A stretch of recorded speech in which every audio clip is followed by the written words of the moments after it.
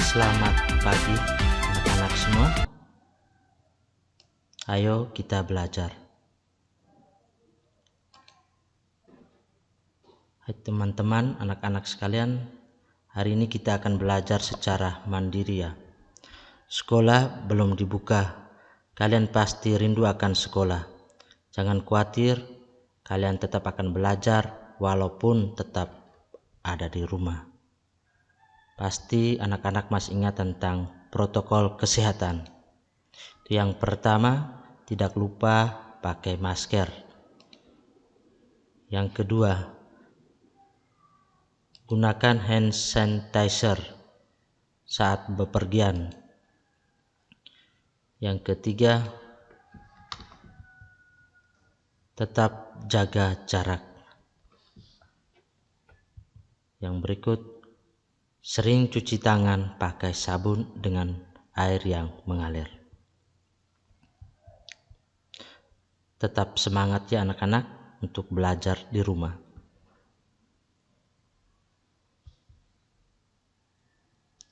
Sebelum kita belajar, kita ikuti petunjuk. Yang pertama, berdoa terlebih dahulu.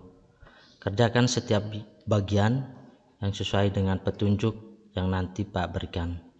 Silakan bertanya pada orang tua di sekelilingmu bila ada yang kurang paham. Hubungi guru bila mengalami kesulitan dalam memahami bahan belajar mandiri.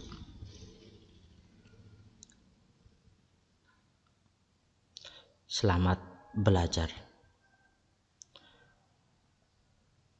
Tema kita hari ini, keberagaman budaya bangsaku. Pada minggu yang pertama ini, kita belajar pertama muatan bahasa Indonesia.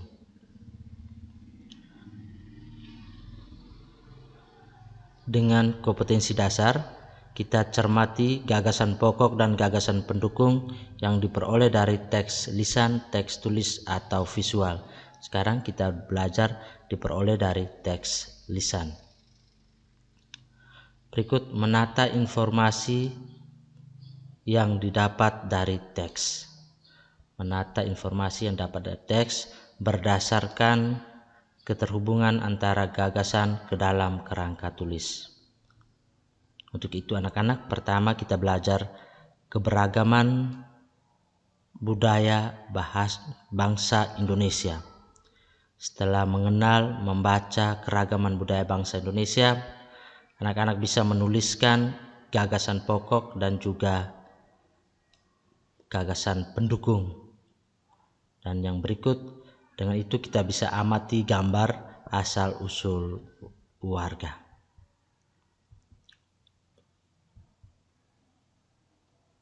Anak-anak, kali ini kita akan melakukan dua kegiatan asik. Yang pertama, kita membaca teks tentang beragam suku bangsa, tarian, dan alat musik yang ada di Indonesia.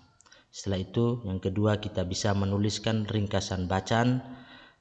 Dan yang ketiga, kita bisa menentukan paragraf utama dan paragraf pendukung. Itu biasanya dalam bentuk peta pikiran. Ayo anak-anak, sebelum kita memulai kegiatan ini, Pak undang anak-anak untuk sejenak merenung, untuk berdoa dalam hati.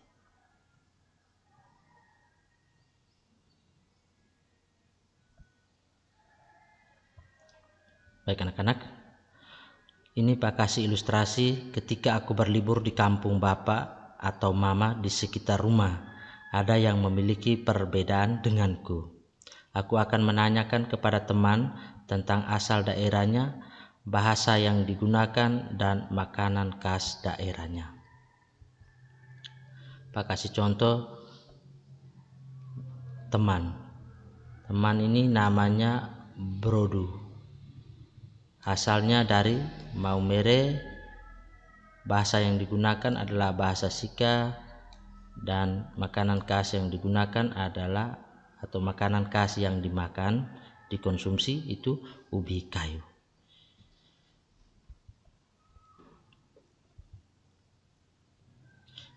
Untuk itu anak-anak, ayo kita membaca. Tahukah kamu bahwa Indonesia ini terdiri atas banyak pulau, suku bangsa, tarian, rumah adat, serta agama?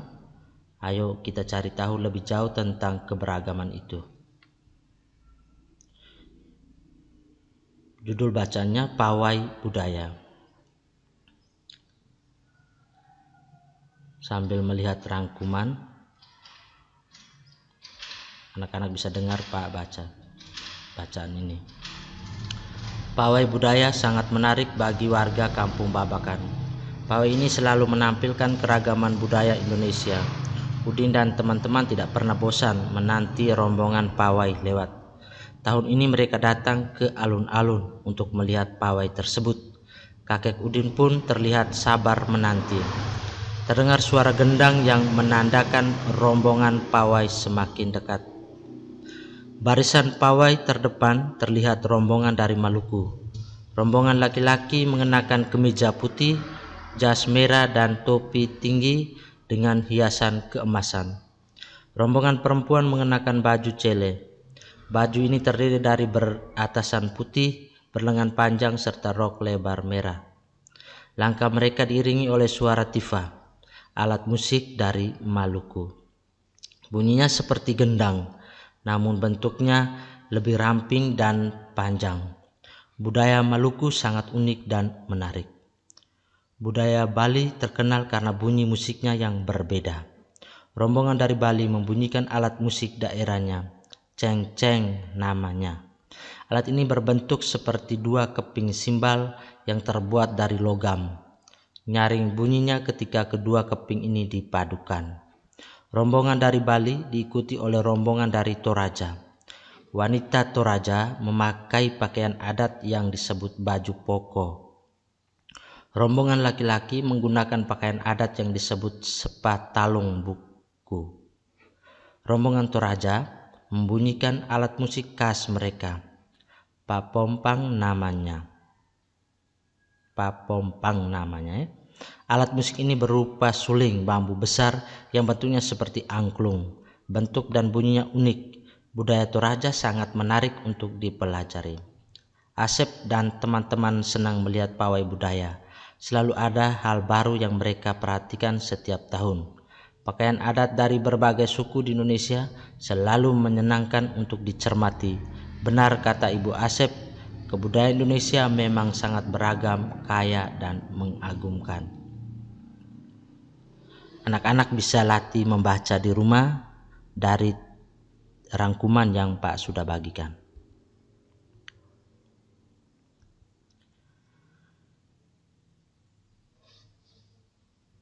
Teman-teman, ini Acep. Namaku ada di dalam teks pawai budaya tadi. Diajak anak-anak untuk bisa memahami isi bacaan itu dengan bantuan gambar. Biasanya dinamakan peta. Ayo anak-anak, kita cermati teks nomor 1 pada bacaan pawai budaya. Hal penting yang dapat aku ceritakan dari pawai budaya sebagai berikut. 1, 2, 3, 4. Anak-anak kerjakan di dalam lembaran kerja siswa. Amati cermat teks tersebut, baca baik-baik. Hal penting yang dapat anak ceritakan dari bacaan pawai budaya tersebut itu seperti apa? Baik anak-anak, Pak jelaskan sedikit terkait paragraf dan juga bisa menemukan gagasan pokok yang ada dalam paragraf. Baik anak-anak, paragraf itu sendiri itu adalah rangkaian kalimat yang disusun secara berurutan sehingga membentuk satu pikiran utama. Itu namanya paragraf. Rangkaian kalimat yang disusun secara berurutan sehingga membentuk satu pikiran utama. Anak-anak, yang namanya paragraf itu seperti ini. Perhatikan di sini. Ini. Bacaan mulai dari pawai budaya itu sampai semakin dekat dari sini sampai di sini itu satu paragraf. Bisa rangkaian dari beberapa kalimat. Kalimat satu ini, pawai sampai dengan babakan, itu satu kalimat. Kalimat yang berikut, pawai ini sampai dengan Indonesia, tanda titik yang ini nih. Maka dari 2 kalimat, 3 kalimat, 4 kalimat, dia gabung menjadi satu paragraf.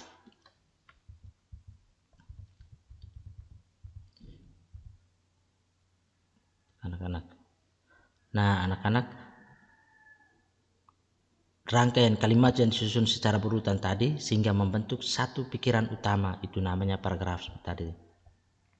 Nah, di dalam paragraf itu terdapat kalimat utama dan kalimat penjelas. Yang berikut, beberapa paragraf itu kemudian dirangkai sehingga membentuk bacaan yang terdiri atas beberapa kalimat utama. Gabungan dari beberapa paragraf itu membentuk satu bacaan.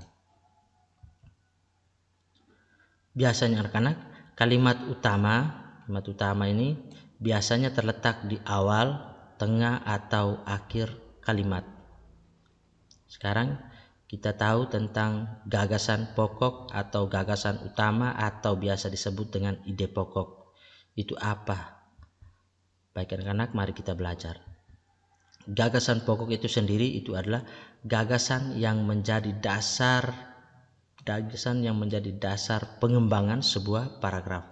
Dia yang menjadi dasar pengembangan sebuah paragraf. Sedangkan gagasan penjelas atau pendukung itu adalah gagasan yang fungsinya menjelaskan gagasan utama. Biasanya dinyatakan oleh lebih dari satu kalimat. Biasanya lebih dari satu kalimat karena dia ini menjelaskan ini gagasan dasar. Nah, anak-anak, di dalam gagasan pendukung itu biasanya ada uraian-uraian kecil. Adanya juga contoh-contoh dan adanya juga ilustrasi-ilustrasi. Baik anak-anak, kalau masih kurang paham bisa tanya langsung kepada orang tua atau gurumu sendiri. Untuk itu anak-anak, cermatilah kembali bacaan pawai budaya tadi. Kerjakan jumlah paragraf ini pada bagian di atas. Itu ada berapa paragraf? Berikut Pak Suruh, cermatilah paragraf yang ketiga dan 4. Temukan ide pokok dan paragraf pendukung. Tulislah, bisa di dalam bentuk pikiran seperti ini atau biasa pakai penomoran biasa dengan gagasan pokok dan juga gagasan pendukung.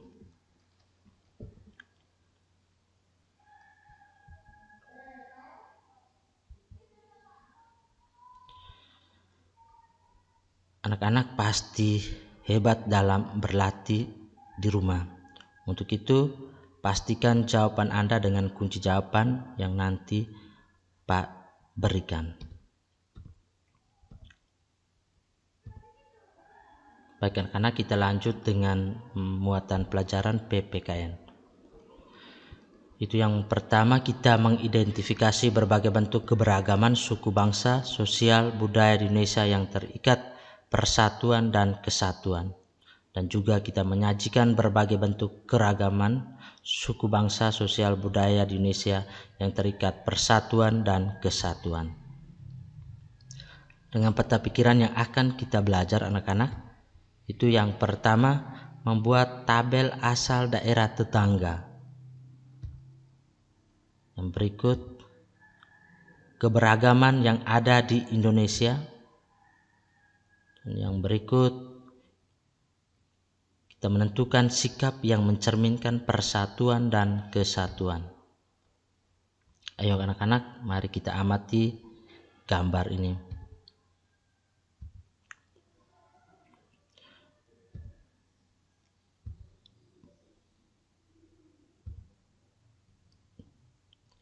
Gambar pertama itu Pak Sami, dia berasal dari Solor. Dan yang gambar yang kedua, Pak Brodo ini berasal dari Sumba. Yang ketiga, Pakriwu berasal dari Solor. Yang keempat, Pak Encep berasal dari Alor.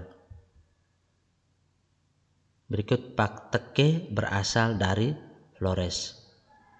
Dari kelima saudara ini itu tinggal di kampung Babakan contohnya.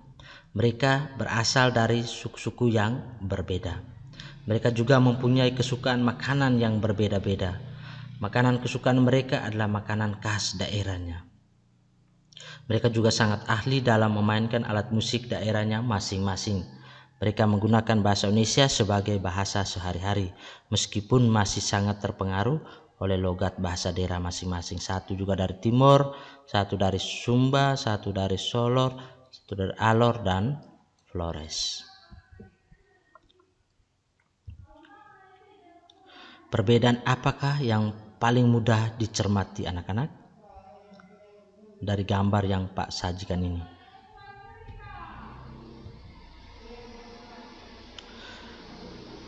Setelah kita amati, walaupun kita hidup dalam perbedaan, kita bisa hidup berdampingan dengan baik tanpa mempermasalahkan perbedaan.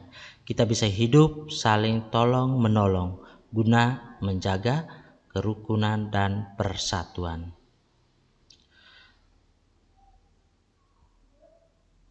Setelah kalian amati dan pelajari tentang keberagaman tadi, apa yang kalian dapatkan atau simpulkan tentang keberagaman yang mencerminkan kerukunan dan persatuan? Tugas PK ini nanti diberikan oleh Ibu Guru PKN. Berikut kita belajar tentang IPA. Yang kita belajar yaitu sumber bunyi dalam kegiatan belajar kita ini. Pertama, kita menerapkan sifat-sifat bunyi dan keterkaitannya dengan indera pendengaran. Menyajikan laporan hasil percobaan tentang sifat-sifat bunyi. Yang pertama, kita belajar terjadinya bunyi. Berikut kita belajar sumber bunyi. Berikut juga nanti kita akan belajar tentang sifat dari bunyi. Anak-anak, coba diamlah sejenak. Dengarkan bunyi di sekitarmu. Anak-anak, coba bayangkan jika tidak ada bunyi yang ada di sekitarmu. Dunia pasti terasa sepi. Ada berbagai macam bunyi di sekitar kita. Ada bunyi yang dihasilkan oleh manusia, hewan, tumbuhan, dan bunyi juga dihasilkan oleh alat-alat yang ada di sekitar kita. Anak-anak, bunyi yang pernah anak-anak dengar, bunyi itu berasal dari manusia. Apakah bunyi itu berasal dari tumbuhan atau hewan, atau bunyi itu berasal dari benda-benda? Itu yang perlu anak-anak amati. Baik anak-anak, bagaimana terjadinya bunyi? Coba anak-anak praktekkan. Siapkan alat. Yang pertama gunting, tali, dan juga sendok. Dari ketiga alat ini coba anak-anak siapkan. Gunting, tali, dan juga sendok, tali rafia tuh. Berikut langkah-langkah percobaannya, perhatikan gambar ini. Potong tali sepanjang kurang lebih 75 cm panjangnya. Ikat pegangan sendok pada bagian tengah tali. Angkat tali dan sendok sehingga posisi menggantung. Tekan kedua ujung tali di dekat kedua telinga. Ayunkan sendok perlahan sehingga ujung sendok menyentuh permukaan meja. Anak-anak, perhatikan apa yang kamu dengar. Mirip apakah suara yang kamu dengar? Kapan suara kamu dengar itu hilang atau tidak terdengar lagi? Coba di pause supaya bisa perhatikan langkah-langkah percobaannya. Perhatikan gambar ini, pause video supaya bisa lihat gambar dan juga percobaan gambar yang kedua ini. Perhatikan apa yang kamu dengar, mirip apakah suara yang kamu dengar. Setelah itu, kapan suara yang kamu dengar itu hilang atau terdengar lagi. Baik anak-anak, percobaan yang telah dilakukan tadi itu menjelaskan timbulnya bunyi. Bunyi timbul itu karena getaran sampai ke telinga. Saat sendok menyentuh permukaan meja, sendok itu mulai bergetar. Getaran pada sendok diteruskan ke tali. Tali meneruskan getaran hingga telinga kita. Saat itulah bunyi itu bisa terdengar. Jika getaran berhenti atau tidak sampai ke telinga, bunyi menjadi hilang dan tidak terdengar lagi. Itu percobaan tadi Pak berikan kesimpulannya. Nah anak-anak, mari kita belajar tentang sumber bunyi. Ini, setiap benda yang bergetar atau digetarkan, setiap benda yang bergetar atau digetarkan menghasilkan bunyi. Benda yang menghasilkan disebut sumber bunyi. Pada percobaan yang kita lakukan tadi, sendok yang membentur permukaan meja merupakan sumber bunyi. Dapatkah kamu menemukan sumber bunyi yang lain yang ada di sekitarmu? Pak jelaskan ulang. Setiap benda yang bergetar atau digetarkan itu hasilnya bunyi. Benda yang menghasilkan itu disebut sumber bunyi. Pada percobaan yang kita lakukan tadi, sendok yang membentur di permukaan meja itu merupakan sumber bunyi. Dapatkah kalian anak-anak menemukan sumber bunyi yang lain di sekitarmu? Untuk itu mari kita belajar tentang alat musik. Alat musik itu sendiri itu artinya bahwa salah satu sumber bunyi. Salah satu sumber bunyi itu alat musik. Bunyi pada berbagai alat musik dihasilkan dengan cara yang berbeda. Alat musik itu bisa berbunyi, itu dihasilkan dengan cara yang berbeda. Cara memainkan atau cara menggunakan itu berbeda. Tulislah cara menghasilkan bunyi pada alat musik tradisional di Jawa Barat.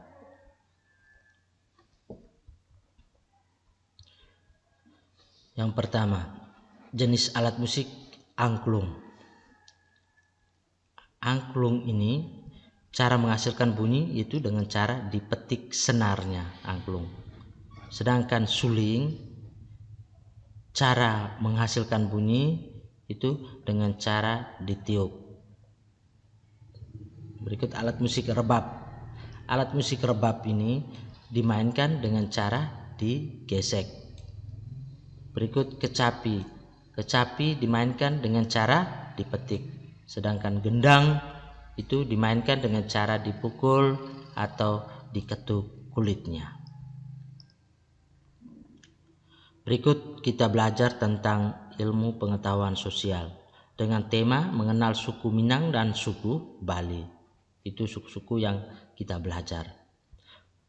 Untuk itu, bagaimana sikap kita terhadap keberagaman, bagaimana budaya suku mereka Minang dan bagaimana budaya suku Bali, yang itu kita belajar. Tahukah anak-anak bahwa kita ini terdiri dari banyak pulau, suku bangsa, tarian rumah adat dan juga agama. Indonesia itu terdiri atas berbagai macam suku bangsa dan budaya, namun tetap dalam satu wadah Negara Kesatuan Republik Indonesia yang namanya NKRI. Keberagaman tersebut merupakan anugerah dari Tuhan Yang Maha Esa. Kita wajib mensyukurinya.